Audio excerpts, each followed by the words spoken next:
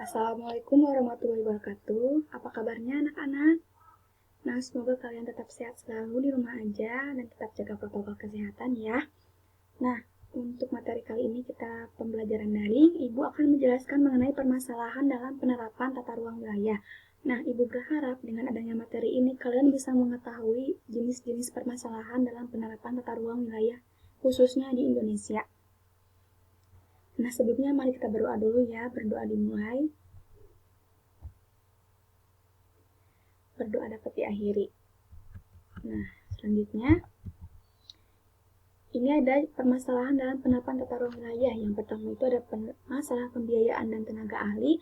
Yang kedua itu masalah keterbatasan pangkalan data.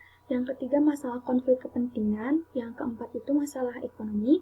Selanjutnya masalah sosial budaya. Yang keenam masalah kelestarian lingkungan hidup. Yang ketujuh masalah pertumbuhan penduduk. Dan kedelapan masalah institusi. Dan Ibu akan bahas satu-satu ya. Nah, ini merupakan salah satu contoh permasalahan kasus alih fungsi lahan yang awalnya ini kawasan pesawahan diubah menjadi kawasan perumahan. Dan ini juga merupakan salah satu contoh kasus alih fungsi lahan ya, dari kawasan pertanian menjadi kawasan pariwisata. Dan seharusnya ataupun bukan peruntukannya ya, jadi melanggar. Dan ini juga merupakan salah satu proses ataupun pembangunan dari tata ruang wilayah khususnya di Kabupaten Kuningan. Ini merupakan pembangunan dari proyek Bendungan Kuningan. Ini sudah diresmikan oleh Bapak Presiden Jokowi kemarin ya. Dan ini merupakan hutan kota Bungkit yang merupakan proses pembangunan dari tata ruang wilayah. Nah, lalu yang pertama itu ada masalah pembiayaan dan tenaga ahli. Nah, tenaga ahli ini berperan besar dalam proses penyusunan RT/RW ataupun rencana tata ruang wilayah. Nah, jika tidak ada tenaga ahli, maka proses penyusunan RT/RW ini tidak bisa berjalan dengan baik. Namun ada kendalanya, yaitu masalah pembiayaan. Masalah pembiayaan yang hanya sedikit dapat berpengaruh terhadap proses kelancaran dari penyusunan dokumen RT/RW ini. Lalu tenaga ahli yang digunakan pun istilahnya abal-abal gitu, yang tidak mahir. Jadi nanti akan berpengaruh terhadap kualitas dokumen yang akan dihasilkan. Nah, pembiayaan dan kualitas tenaga ahli yang rendah dapat berpengaruh terhadap kualitas produk dokumen RT/RW. Dan yang kedua, anggaran RT/RW ini biasanya rendah ataupun tidak biasanya sih, hanya ada beberapa yang rendah. Nantinya ini akan berdampak besar terhadap kualitas dan kepakaran tim penyusun yang rendah pula. Dan nantinya akan berpengaruh terhadap kurang mahirnya tenaga yang ada dan dapat berpengaruh terhadap proses penyusunan RT/RW ini. Yang kedua itu masalah keterbatasan pangkalan data. Nah, dalam proses penyusunan RT/RW ini, biasanya para ahli ini menggunakan data lama dan berkualitas rendah. Mengapa sih, Bu? Kok kenapa nggak pakai data yang terbaru aja, data tahun 2020, 2019, 2018? Jadi begini anak-anak, para ahli ini terpaksa menggunakan data-data lama karena data terbaru itu sulit didapatkan dan harganya pun cukup mahal. Oleh karena itu, mereka terpaksa menggunakan data-data yang lama, misalkan data tahun 2010, 2006, yang sudah pasti, datanya pasti sangat berbeda dengan kondisi seperti sekarang. Namun, apa boleh buat jika data terbaru itu dapat didapatkannya cukup sulit dan biayanya juga cukup mahal. Oleh karena itu, mereka terpaksa menggunakan data-data lama.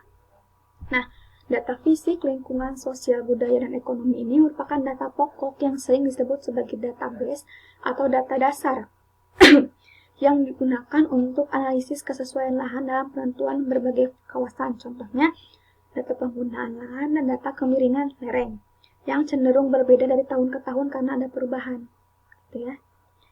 Misalkan saja data penggunaan lahan itu dari tahun ke tahun pasti berbeda karena penggunaan lahan juga berbeda, dan data kemiringan lereng juga bisa berubah karena misalkan contohnya ada bencana alam.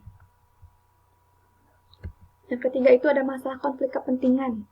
Nah, biasanya konflik kepentingan ini terjadi antara masyarakat dan pemangku kebijakan. Jadi mereka sering terjadi konflik karena masyarakat yang menganggap hutan itu ataupun lingkungan itu penting bagi kelangsungan hidup mereka, tetapi pemangku kebijakan tetap bersikukuh ataupun bersikeras untuk merusak lingkungan demi pembangunan. Nah, konflik kepentingan terjadi karena adanya konsep pelestarian dan pembangunan ekonomi yang tumbuh secara beriringan. Contohnya ini pembebasan kawasan hutan di kawasan Kalimantan, Pulau Kalimantan, menjadi perkebunan kelapa sawit. Nah, hal ini sudah marak terjadi di kawasan Kalimantan ataupun Pulau Sumatera dan Papua. Nah, hutan ini dialihfungsikan ataupun ditebang diubah menjadi kawasan perkebunan sawit yang dianggap menguntungkan bagi mereka, tapi tidak menguntungkan bagi masyarakat setempat. Nah, contohnya itu ada PT Sinarmas yang bergerak di bidang agribisnis dan makanan, yang menggunakan kelapa sawit sebagai bahan utama dari proses pembuatan produksinya. Nah, contohnya itu pembuatan minyak goreng, filma, ataupun minyak-minyak lainnya yang menggunakan kelapa sawit sebagai bahan utamanya. Nah, contoh lainnya itu ada pembuatan makanan untuk pizza, mie instan, kosmetik, dan deterjen. Nah, hal ini merupakan barang-barang yang sering kita gunakan dalam kehidupan sehari-hari kita ya, yang sering dijumpai, jadi tidak aneh. Yang keempat itu ada masalah ekonomi. Nah, masalah ekonomi ini timbul karena adanya perbedaan harga tanah di suatu wilayah yang tergantung dari letak suatu wilayah tersebut. Misalkan harga di kawasan hutan lindung ataupun kawasan perkebunan itu biasanya dihargai dengan sangat murah. Namun, berbeda dengan harga untuk peruntukan kawasan perumahan. Biasanya harganya sangat mahal, apalagi jika letaknya strategis di pinggir jalan, dekat dengan pusat perkotaan, dengan mall, pusat pertumbuhan, ekonomi, dan lain-lainnya, harganya pasti sangat mahal. Nah, hal ini akan memunculkan masalah perekonomian ya. Yang selanjutnya ada masalah sosial budaya. Nah, masalah sosial budaya ini dapat timbul terjadi ketika adanya proses pembangunan. Suatu kawasan yang awalnya berfungsi sosial budaya, kini lama-kelamaan berubah menjadi fungsi ataupun bernilai ekonomis. Masalah ini biasanya timbul di kawasan yang bernilai sosial tinggi, contohnya itu pedesaan. Nah, biasanya di pedesaan itu masyarakatnya masih bersifat tradisional dan gotong royong. Namun, jika ada suatu pembangunan ataupun misalkan contohnya pembangunan desa wisata, maka akan mengubah tatanan sosial yang ada di masyarakat tersebut. Masyarakat itu menjadi individualistis, tidak gotong royong lagi, tetapi mereka kini lebih cenderung berpikir untuk ke nilai ekonomis, keuntungan mereka tersendiri gitu ya, berlomba-lomba untuk mengejar nilai ekonomis. Paham sampai sini? Semoga kalian paham ya apa yang Ibu jelaskan. Nah, yang keenam itu kelestarian lingkungan hidup. Nah, ini merupakan masalah yang paling sering dibahas di mana-mana dan paling krusial. Nah, penataan ruang ini ditujukan untuk melestarikan lingkungan hidup agar dapat digunakan secara berkelanjutan dan memberikan dampak yang positif terhadap pembangunan dan mengurangi dampak negatif terhadap lingkungan hidup. Namun, pada faktanya, kita bisa lihat sendiri di foto ini. Berbagai pelanggaran pembangunan yang terjadi kini melanggar aturan ataupun melanggar kelestarian lingkungan hidup. Banyak lahan pertanian, lahan hijau yang diubah ataupun dialihfungsikan menjadi kawasan perumahan yang pada awalnya itu bukan peruntukannya untuk kawasan perumahan ya, karena ini merupakan kawasan pertanian. Contoh lainnya itu kawasan perhutanan yang dialihfungsikan menjadi kawasan villa. Nah, hal ini biasanya dijumpai di kawasan Puncak Bogor ya. Banyak sekali villa-villa ilegal yang dibangun di sana di kawasan perhutanan, dan kini villa-villa ilegal itu banyak disegel oleh pihak berwenang. Contohnya Satpol PP. Nah, ini merupakan salah satu contoh dari alih fungsi lahan yang ada di Bali, yaitu pembangunan villa di kawasan bibir pantai, yang mana di dalam Perda itu diatur ada peraturan khusus untuk pembangunan bangunan di kawasan bibir pantai, yaitu minimal 100 meter dari bibir pantai, tidak boleh kurang ataupun tidak boleh lebih ya. Nah, ini ada salah satu contoh pelanggaran alih fungsi lahan yang dilakukan oleh pejabat Megawati di Bali melanggar tata ruang karena membangun villa itu tidak menuruti Perda dan akhirnya disegel oleh pihak berwenang. Nah, selanjutnya itu ada masalah pertumbuhan penduduk. Nah, masyarakat di Indonesia itu dari tahun ke tahun semakin membludak ya, semakin tinggi, pertumbuhan penduduk tidak dapat dielakkan lagi. Nah, akhirnya menimbulkan permasalahan baru. Nah, contohnya itu ini munculnya kawasan slum area. Pertumbuhan penduduk yang tinggi serta urbanisasi yang tidak terkendali berdampak pada keterdesakan ruang. Lalu, pertumbuhan penduduk yang tidak diimbangi dengan percepatan pembangunan dan dapat memicu permasalahan baru, yaitu munculnya kawasan kumuh di perkotaan. Contohnya itu di Jakarta, adanya kawasan kumuh ataupun slum area ini muncul di kawasan bantaran sungai dan biasanya juga ada di kawasan pinggir rel kereta api. Nah, akibatnya itu adanya tata ruang yang seolah sering dilanggar karena masyarakatnya dalam menggunakan dan memanfaatkan lahan itu tidak sesuai dengan peruntukannya, maka tak heran jika akan terjadi muncul permasalahan baru. Nah, seperti ini.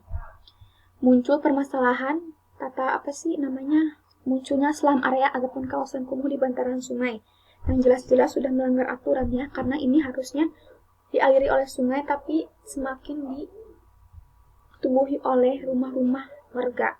Nah, ini salah satu contohnya di kawasan bantaran rel kereta api. Selanjutnya, belum optimalnya peran institusi. Nah, masalah yang pertama itu kurang efektif dan efisien dalam menggunakan sumber-sumber dana. Biasanya sering terjadi penyelewengan dana oleh pihak pemangku kebijakan, gitu ya. Hal ini akan berdampak terhadap proses pembangunan tersebut yang tidak optimal. Yang kedua itu masalah perencanaan program yang tidak tepat dan tidak sesuai dengan kondisi dan kebutuhan. Jadi asal membangun saja tapi tidak sesuai dengan peruntukannya. Misalkan pembangunan villa di kawasan pantai itu kan tidak peruntukannya ya, ataupun di kawasan perhutanan. Nah, yang ketiga ada masalah dokumen tata ruang yang tidak digunakan dan hanya disimpan karena tidak sesuai dengan kebutuhan pembangunan. Nah, ini merupakan salah satu contoh kasus alih fungsi lahan yang dilakukan oleh ex-bupati Muara Enim Palembang yang divonis 8 tahun penjara karena disuap oleh pihak swasta untuk membebaskan lahan atau kawasan hutan produksi menjadi kawasan hutan produksi ekonomi. Jelas-jelas sudah melanggar ya, anak-anak ini tidak boleh terjadi lagi di generasi berikutnya dan tidak boleh dicontoh. Selanjutnya ada juga kasus Bos Sentul City divonis 5 tahun penjara. Hal ini terjadi karena beliau itu menyuap Bupati Bogor Bapak Rahmat Yassin untuk pemulusan proses ataupun proyek perencanaan pembebasan lahan hutan menjadi kawasan kota mandiri yang akan dibangun oleh pihak Sentul City. Nah, mungkin itu saja yang dapat Ibu sampaikan. Semoga kalian paham dengan materi ini. Jadi intinya permasalahan itu ada banyak sekali ya. Ada masalah pembiayaan, masalah keterbatasan pangkalan data, masalah konflik kepentingan, masalah ekonomi, masalah sosial budaya, kelestarian lingkungan hidup, dan masalah pertumbuhan penduduk, dan masalah institusi. Nah, nanti kalau lebih jelasnya boleh kalian tanyakan di WA Group ataupun di Google Classroom. Dan untuk minggu depan kita akan materi baru, yaitu materi mengenai interaksi desa dan kota. Ibu harap kalian sudah membaca sebelumnya ya materi tentang interaksi desa kota. Bisa kalian baca di buku ataupun dari sumber lain. Nanti jika pas pertemuan yang akan datang itu, nanti kalian sudah dapat gambaran mengenai materi yang akan dijelaskan. Jadi kalian nggak pelongo-pelongo nantinya ya. Nah, mungkin itu saja yang Ibu sampaikan hari ini. Kurang lebihnya mohon maaf. Wassalamualaikum warahmatullahi wabarakatuh.